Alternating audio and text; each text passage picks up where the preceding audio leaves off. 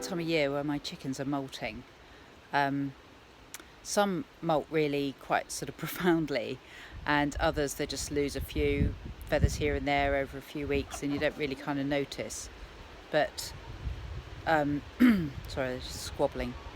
But I'm just going to show you kind of what I do in order to help the chickens kind of with their molt, because it's quite a challenging and energy consuming time for them. Obviously they go off lay, and it's kind of just more a question of managing it. You can't really do anything too much to help, but I don't generally do this as a matter of course, but I do plop some apple cider vinegar, and this is raw, unpasteurised, and it's also got the sort of the mother, which is the kind of gloopy gunky stuff. And thank you, Jason. So I just kind of put a little, I don't know, a capful of this in a bucket of water. I don't really use drinkers, I use calf buckets, which are the little, how many gallons are they? 1 gallon buckets. And because I find them easier to keep clean and refill and things. So I'm going to put a teaspoonful, or like I said, a capful of cider vinegar. Will you be quiet? I'm going to put a capful into their water, and hopefully, I mean, they do quite like it. Some of them do, some of them don't. But obviously that dilution, it's not particularly strong, but it does just give them, it's like a bit of a tonic basically, and it's very good for their digestion and crop health. So that's what I'll do.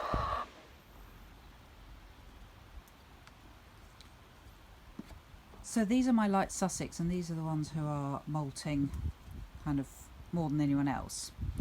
You can see her feathers are coming through on her back there and on her tail, but you can also see that their the kind of quills are engorged with blood, and they can, because that's the sort of grey, it's like the quick of your nail, and they can bleed really easily. So you have to be really, really careful that the hens don't sort of peck each other, because they can easily bleed out if you're not careful, because the chickens are slightly cannibalistic, but let's sort of gloss on from that. So you can see this is their pen, and I've given them, with the aid of this little fence here, which is obviously not remotely fox-proof or anything like that, but these chickens are fairly mature and quiet. So I've given them the run of this area here as well. Basically, you just want to keep them sort of entertained and make sure they've got plenty of room to be able to kind of get out the way. That white one there is a bit of a, you can't say what she actually is, but she's not very nice. So, and she does pick on the others, and you can see this one here, I can't remember which one it is, but they tend to just sort of stand around looking a bit sorry for themselves. Here they are, just having a drink of their apple cider vinegary water. But we also have to be careful that the cockerel doesn't mount them too much, because that will also that will affect their feathers, and also, as you can see, they haven't got any protection from him. So I know it's probably deeply politically incorrect, but when I let them out, I make sure he goes out with the pullets as well, so he chases them and doesn't bother his wives. So yes, probably not the best thing to be doing, but anyway, it does keep him entertained. And so yes, it should only be a few weeks of them being moulty, but yeah, give them stuff to play with, plenty of room, feed them your kind of glut of courgettes. If you've got any squashes or veg peelings, that sort of thing, anything for them to kind of pick through, so that they pick through that rather than on each other. There's some sweet corn which I had yesterday. So that's how I kind of deal with the keeping them entertained and stopping them picking on each other. You can make little jackets for them, but you have to be a bit careful with those, that they don't sort of get caught on things, and also that the cockerel doesn't catch himself on them if he does decide to hop on. But these aren't too bad because the feathers are coming through quite quickly. I did have a hen, well, I don't have any more, but I did have a hen who used to literally be completely bald for about a week and a half, whereas these at least do keep some feather coverage.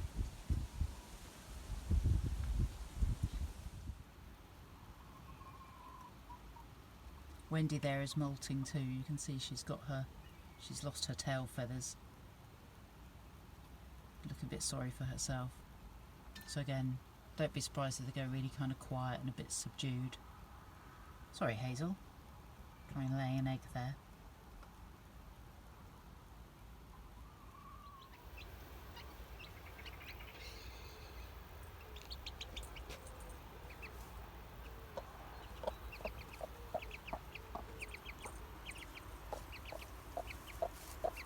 There's Karen with her chicks.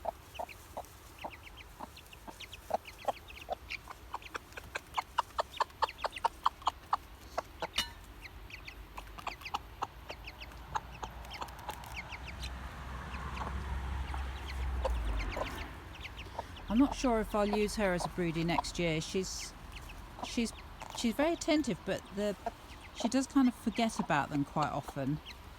And the chicks are really independent. Like I've said before, if you've only got 2 chicks, they sort of don't have quite the kind of critical mass as of a larger group of chicks, and they do sort of, you know, wander off and don't stay in a little flock. So, but she is she's a good mum, but they I don't know, she doesn't keep them together, and she does, as soon as there's anything more interesting going on, she just kind of runs off and does that instead. But you know, the chicks are feathering up now, and it won't be too long, another couple of weeks, and they'll be on their own. It's always a bit tricky again if you've only got a couple of chicks, you know, when they get to the age where they need to be on their own, because those are the previous hatch there, and obviously you can see they're about 10 times the size of the chicks, so I can't put them together, so they'll just be a little twosome. So Karen might have to stay with them a little bit longer just so she can keep them warm, which you probably won't like much, but tough.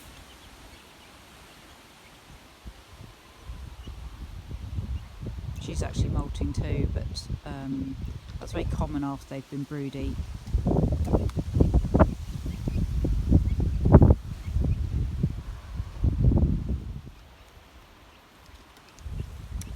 These are the 3 girls from the previous hatch. So I hatched 5 chicks last time, and the 2 cockerels have gone to my friend, because she's got about 11 hens, so she's got 2 boys to keep them in order. And so these are the chicks from the last lot. I've had one of these crosses before, and her feathers are just beautiful.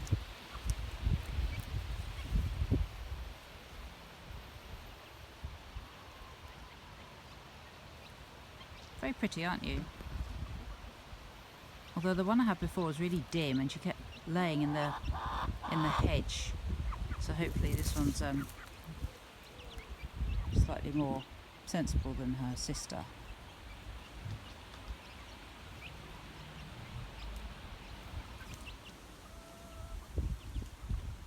Hello.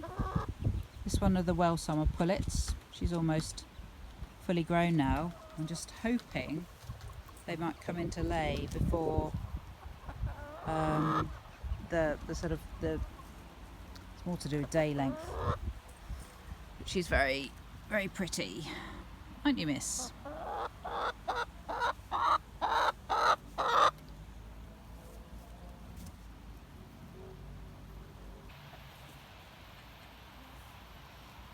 Here are the cream leg bars. I'm hoping they will start to lay as well fairly soon, because they have really pretty coloured eggs. They're known as kind of Easter eggers because they lay sort of a range of kind of buff, khaki, duck egg, blue sort of coloured eggs. Just tucking into some yellow courgette.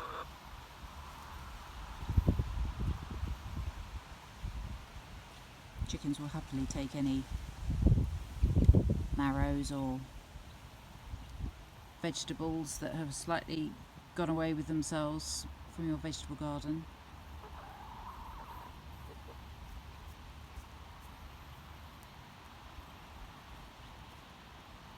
Very pretty plumage.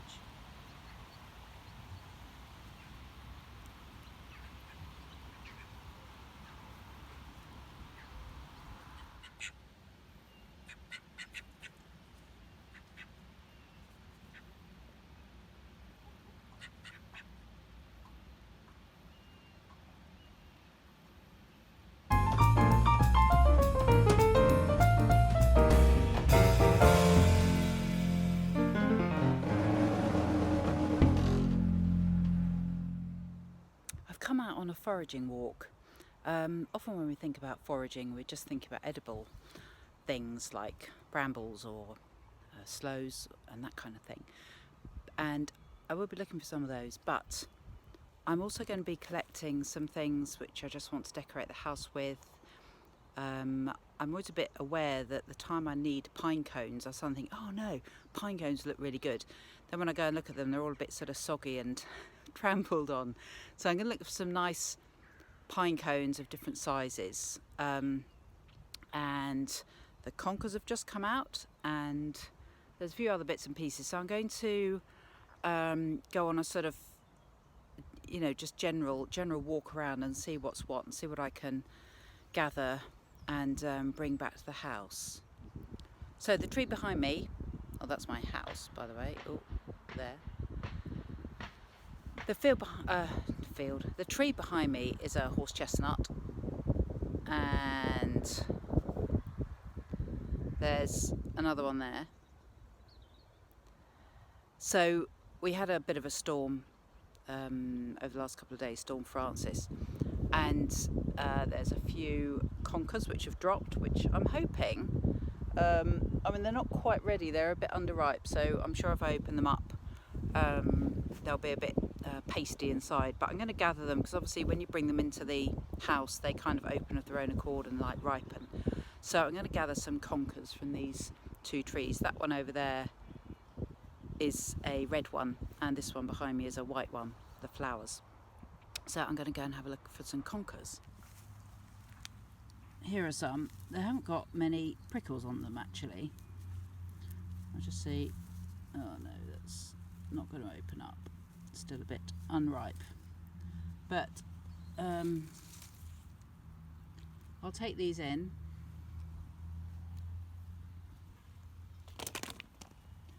And let them ripen on a sunny windowsill. And if nothing else, there's something for my cat to knock off. I've come up into the copse, which is about 5-7 minute walk from my house, and there are Scots pines in here, and as I discovered yesterday, a small-leaved lime, which is quite a whopper tree.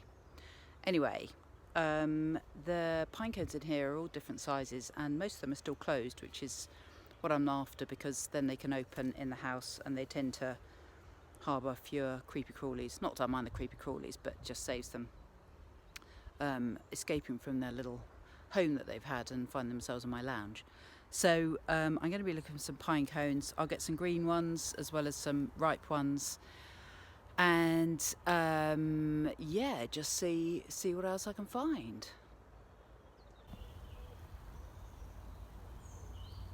These are the pine trees, and that tree there you can see is a small-leaved lime, which I discovered the other day. There's an oak there. I'll see if it's only a young one, so it probably won't have any acorns. And there's some sycamore in here as well, which grows a bit like a weed. It's amazing, you get amazing bluebells in here in the spring, but it's taken over by bracken and brambles now. It's great habitat. We've got buzzards here, jays, woodpeckers, lots of long-tailed tits, So no, it's a nice little wood. Lots of ivy. Well, there are some acorns. I can see some acorns up there.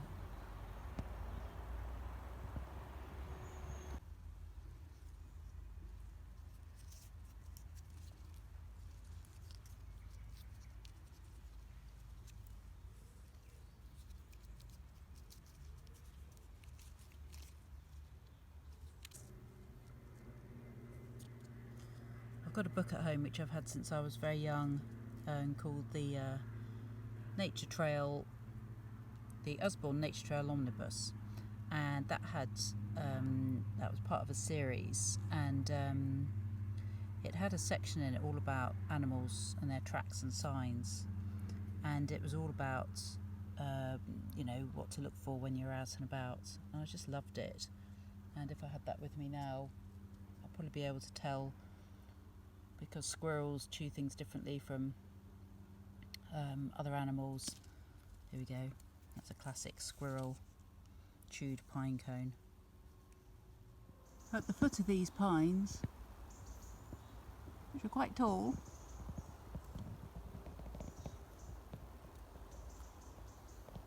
there's lots of little baby holly trees. There's one, that one's another one, 2, 3, 4, 5, 6, 7, and all along this track, there's another one there. All along this track, at the foot of the pines, are little baby trees. We have this thing about you have to plant trees kind of with lots of space, and have to have, nothing by way of competition. Again, there's holly and ivy. And I read a really interesting book about how trees actually want to grow up, in a community.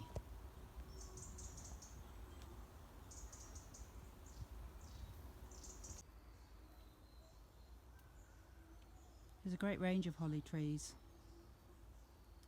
all along the track. Now there is a big holly tree just around the corner, and there's one up there too. Hawthorn berries just on the turn. It's going to be a beautiful red colour. Birds love the colour red, which is why a lot of, not quite focused, lots of trees produce red berries. This holly tree over here, absolutely laden with berries. And there's ivy up there as well in the middle of it. So the slightly lighter green patch. And it gets absolutely, there's jays behind me, that sort of raucous call. So these trees along here absolutely hammered by the redwings in the winter. This here behind me is a damson tree, and when I walked my dog yesterday I thought, oh, loads of damsons down here, I'll come and pick them up, because I want to make a hedgerow jelly, and with just sort of damsons and elderberries and brambles and crab apples, and I thought, oh, I'll come and fill them. There's virtually no damsons and an awful lot of deer poo, so I think they might have gone into the wildlife, but I'm going to have a scrabble around, because the deer only really go for the ones which are easy to pick up. So I'm sure if I don't mind getting a bit nettle stung, I can find some more. But I gave some damsons to my beekeeping friends who live in the next village, because they make mead, and so we've tried some damson mead, which I think will be rather lovely. So I will get on and see if I can find some damsons. Not that many, but there's an awful lot on the ground in there. But I'm not sure how brave I'm feeling there. You can just see a little glint of that beautiful blue, purple bloom of the damsons. Come for a little walk down my lane, because there's a wilding behind me here. A wilding is an apple tree which has been just grown from seed, so somebody threw out an apple core and the result is a tree, and they're quite often on the side of the road, and you know, they're obviously any old variety because depending on where the apple would have come from, it may or may not be a sterile kind of cultivar. So but it's quite nice if you find one of these. There's a crabapple tree down the track from me, but I thought I'd come and have a look at this wilding tree and see if I can gather a couple of apples just to put in the hedgerow jelly. These elderberries are beautifully ripe. Perfect. So I'm just going to take a couple of the heads.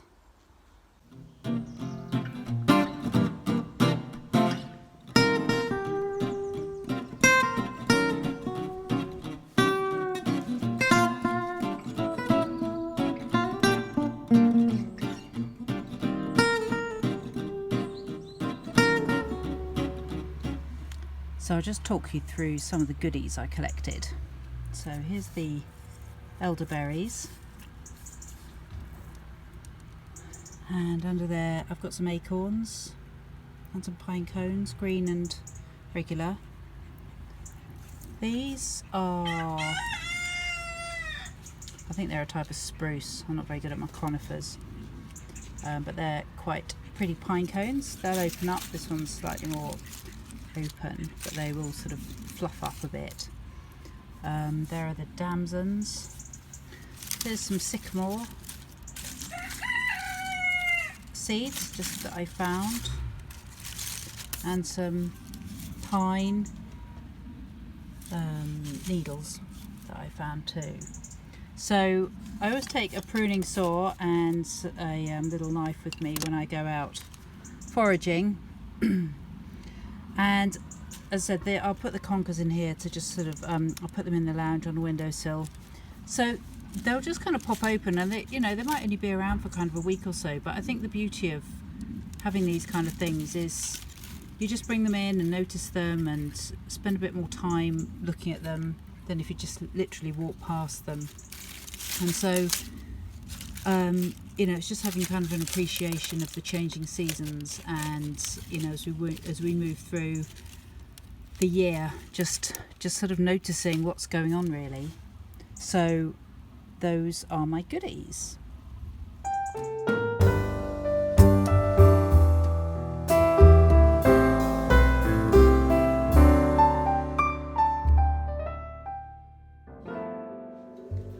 I'm going to make some roasted squash soup. My friend who lives up the road and grows a lot of her own veg gave me this rather magnificent specimen, and I'm going to take some of it, and I'm actually going to give a bit more of it to another friend of mine, so I've fed 3 people. I'm just going to roast it in the mini oven for a little bit, just because I find roasting the flesh just gives it a nice kind of caramelised flavour, and I'll roast the onions as well. So it's a really simple, straightforward soup. Oh, that wasn't very good. Because you just chuck it all in the oven. I'll be giving the seeds to the chickens because, as I said before, it's very good for you know, kind of preventing internal parasites. So I'm just going to cut it into sections, leaving the skin on, because I can then just kind of scoop the flesh out once it's been cooked in the oven.